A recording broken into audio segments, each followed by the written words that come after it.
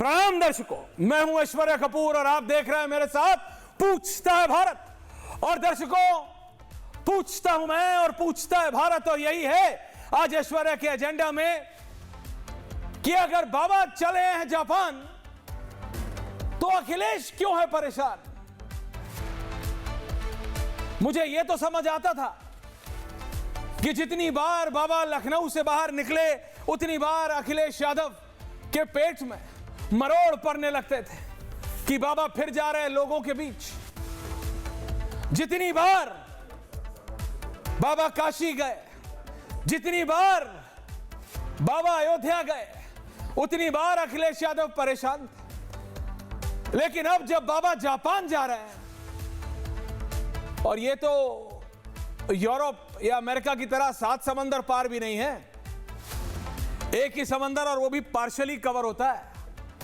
Japan जा रहे हैं बाबा और वहां एक राम मंदिर की स्थापना भी होने वाली है, तो अखिलेश यादव क्यों परेशान है? अखिलेश यादव किस बात से चिंतित है?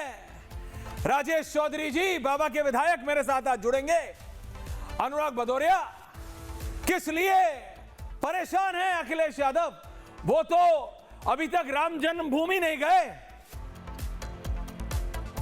बाबा जापान में जाके राम मंदिर स्थापित कर रहे हैं।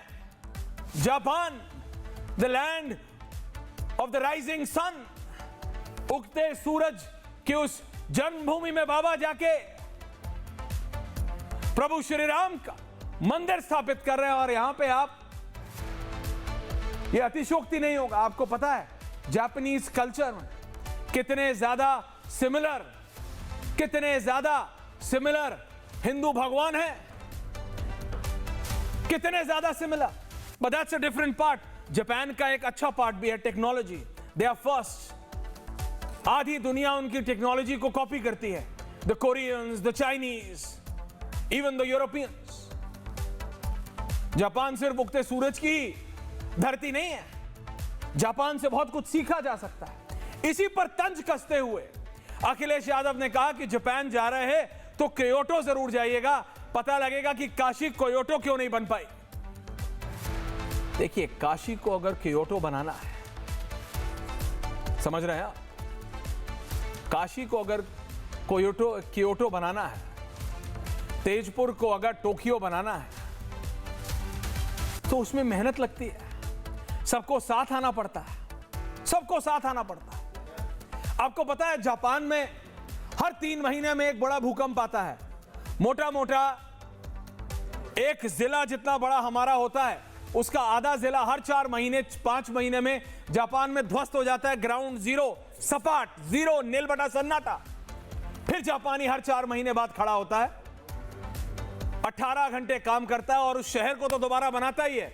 उसे पता है फिर साल, 1.5 साल, 2 साल, 3 साल में ये सपाट हो जाएगा, लेकिन फिर बनाता है, फिर करता है। वहां पे ये नहीं है कि एक अनुराग भदौरिया है हमेशा आलोचना करने की। वहां पे राजेश चौधरी भी और रत्नाकर त्रिपाठी भी, मलूक नागर भी, सतीश प्रकाश भी, अनुराग भदौरिया भी और रोहित सिंह भी, सब एक साथ काम करते हैं। सब एक साथ, क्योंकि उद्देश्य एक है। उन्हें अपने देश को सबसे आगे ले जाना है। Nation first. यहां सिर्फ बोलते हैं, करते कोई नहीं है, करते कोई नहीं है। ये तो तुलना हो गई भारत और जापान के बीच में। लेकिन दोबारा coming back to the point of Baba, Yogi Adityanath कुछ भी करते हैं, अखिलेश यादव को परेशानी हो जाती है। क्यों? बाबा कहते हैं बटोगे तो कटोगे, अखिलेश यादव कहते हैं हाँ देखो मुसलमानों को काटने के लिए कह दिया। अनुराग भदौरिया कहते देखो हाँ मुसलमानों के खिलाफ टिप्पणी कर दी, बेग योर पार्डन। ऐसा क्यों होता है? इतना डर किस लिए है? बाबा से इतना क्यों डरते हैं राजेश चौधरी जी, अखिलेश यादव? किस लिए? किस लिए? यह एक बड़ा सवाल है जो मैं सिर्फ इतना समझ पाया हूं कि पिछले जनरल इलेक्शन में चाहे राजेश चौधरी जो बाबा के विधायक हैं माने या ना माने, लेकिन जनरल इलेक्शंस में अनुराग भदौरिया, अगर एक पार्टी है जिसने अच्छा किया वो समाजवादी पार्टी है। आप अपने पॉजिटिव्स पे क्यों काम नहीं करते? आप लोग ब्रांडिंग में, समाजवादी पार्टी, अखिलेश यादव ब्रांडिंग में बहुत बिलीव करते हैं। राजेश चौधरी जी को पता होगा, विधायक है, विदेशी ब्रांडिंग टीम लाते हैं।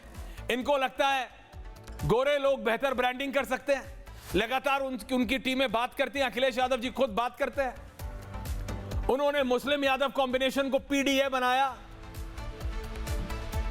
और जब ये यूजीसी वाला फियास्को हुआ केंद्र सरकार में, फियास्को, तो अखिलेश यादव को लगा रातों रात ये है जिसका मैं इंतजार कर रहा था, मैं जीत जाऊंगा। लेकिन फिर बाबा कुछ कर देते हैं, फिर बाबा सब कर देते हैं। बाबा की हर टिप्पणी पे,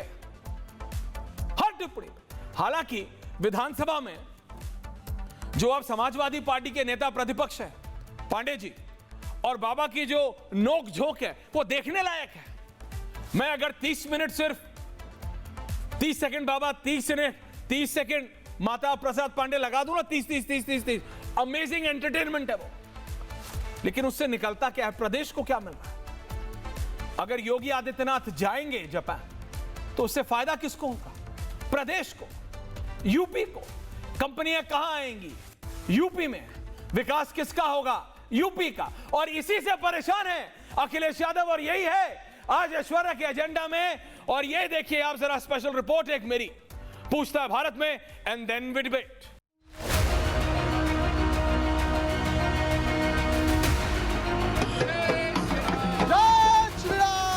अब यूपी रेवेन्यू डेफिसिट से, रेवेन्यू सरप्लस और उपद्रव से उत्सव प्रदेश के रूप में अपनी यात्रा को लेकर के मजबूती के साथ आगे बढ़ा है।